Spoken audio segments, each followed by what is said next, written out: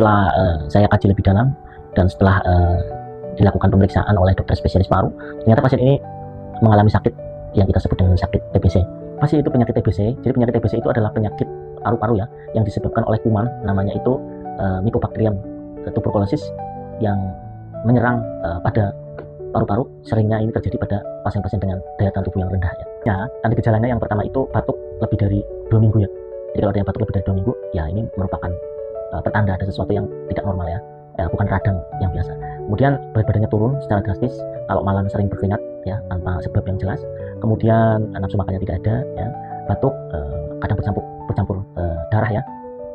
Ini juga merupakan pertanda bahwa adanya kuman Mycobacterium tuberculosis tersebut. Kemudian sesak nafas dan nyeri dada ya, ini juga sering terjadi, dan demam serta meriang ya.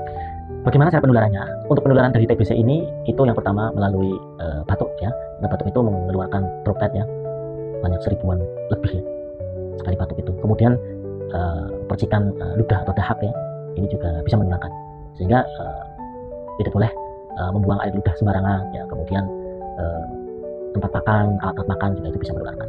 Apakah TBC ini bisa disembuhkan? Ya tentu bisa ya, tapi memang harus disiplin, konsisten ya. Jadi harus minum obat selama 6 bulan sesuai dengan anjuran dokter ya.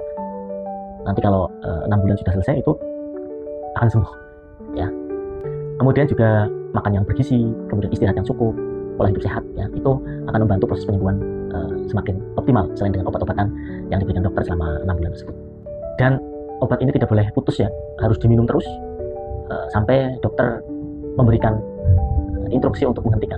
Selama disuruh minum, harus minum terus sampai tuntas, karena begitu Anda nggak minum sekali 2 kali, nanti akan mengulang lagi pengobatan dari awal.